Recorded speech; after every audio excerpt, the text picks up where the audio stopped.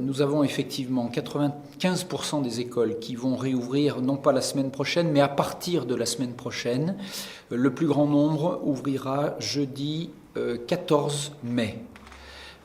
C'est un travail de longue haleine, non pas de longue haleine parce que c'est depuis peu que nous travaillons, mais un travail extrêmement serré que nous avons réalisé en relation avec les communes, avec les maires, en relation avec les directeurs d'école et avec les IUN de circonscription. Et je veux vraiment remercier ces trois acteurs du travail réalisé en un temps record pour à la fois répondre aux attentes des familles, parce qu'un bon nombre souhaitent scolariser leurs enfants, mais le faire sans précipitation, dans des conditions de sécurité et de respect, notamment des gestes barrières et des distanciations physiques qui permettent à nos jeunes de travailler et de revenir à l'école dans de bonnes conditions. Vous avez tous les éléments qui confirment que cette sécurité sera respectée ? Alors, je n'ai pas tous les éléments, mais la démarche qui est engagée et qui va se poursuivre jusqu'à lundi, y compris pendant le week-end et la semaine prochaine, montre que les protocoles sanitaires nationaux sont appliqués avec beaucoup de responsabilité et de conscience professionnelle et que personne ne prend de risques, notamment sur les effectifs que nous pouvons accueillir en fonction de la taille et de l'organisation des salles. Et notamment les familles doivent être rassurées sur le fait que la distanciation physique d'au moins 1 mètre, 1,50 m, parfois 2 mètres, sera respectée dans les écoles du département. On pense au plus grand après, l'ouverture, quelle sera la deuxième étape ? Alors la deuxième étape, c'est à partir du 18 mai, l'accueil des élèves de 6e et 5e dans les collèges du département. Là, tous les collèges vont ouvrir. Nous travaillons avec le conseil départemental depuis 3 semaines pour préparer cette ouverture. Et j'ai eu déjà plusieurs réunions avec les chefs d'établissement. Donc 6e, 5e à partir du 18 mai. Et puis les 4e, 3e et les élèves de lycée, leur situation sera envisagée fin mai en fonction de la manière dont les choses se seront déroulées et en fonction des consignes nationales et de la manière dont l'épidémie sera maîtrisée sur le département de la Savoie. D'abord, nous allons travailler dès lundi avec les équipes pédagogiques des écoles qui recevront une formation et qui pourront échanger avec des infirmières et des médecins scolaires qui vont faire le tour de toutes les écoles pour pouvoir vraiment réfléchir avec les enseignants sur le virus, l'épidémie, les gestes barrières, les comportements et les organisations. Les directeurs d'école, accompagnés par les IUN de circonscription, ont rédigé et formalisé des protocoles extrêmement précis.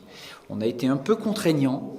Vraiment, je remercie à nouveau les directeurs d'école parce qu'ils ont fait un travail colossal et les choses sont vraiment formalisées. Et puis, nous ferons en sorte, le jour de l'accueil des élèves, y compris avec les parents, chaque fois que ce sera possible, tout en respectant bien sûr les effectifs pour qu'on ne fasse pas des regroupements trop importants, nous prendrons tout le temps qu'il faut pour que les élèves intègrent bien les gestes barrières ou se réapproprient les gestes barrières et les consignes de fonctionnement. Et on prendra vraiment le temps qu'il faut avec eux pour qu'ils aient le temps d'échanger, pour qu'ils comprennent pourquoi on donne un certain nombre de contraintes au fonctionnement des écoles.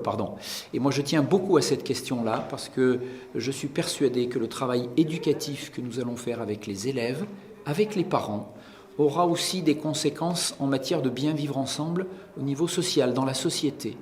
Et je crois que tout un chacun peut le constater actuellement, dans les parcs, dans les jardins.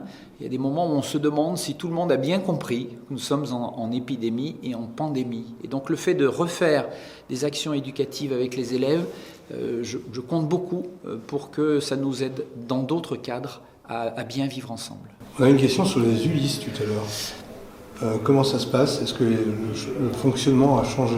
Alors, dans les ULIS, les élèves des ULIS, donc les élèves en situation de handicap, font partie des élèves prioritaires pour la scolarisation. Et donc, chaque fois que possible, les équipes nous diront si elles peuvent accueillir dans de bonnes conditions les ULIS, qui souvent sont en nombre un peu moins élevé. Dans un premier temps, les élèves d'ULIS seront accueillis dans leur classe habituelle, donc dans le dispositif. Et nous, toutes les questions liées à l'inclusion, nous serons très prudents avec les équipes pour qu'on ne brusque pas les choses. Les élèves du LIS viendront avec les AESH, les adultes accompagnant des élèves en situation de handicap. Et nous travaillons aussi avec le département pour que les transports des élèves en situation de handicap continuent à être assurés. Donc on a une attention toute particulière pour ces élèves qui font partie de nos publics prioritaires. Concernant les centres de formation ? Alors pour les CFA qui ne relèvent pas de ma responsabilité, une ouverture progressive est envisagée. Mais je n'ai pas de détails sur la manière dont les choses se feront.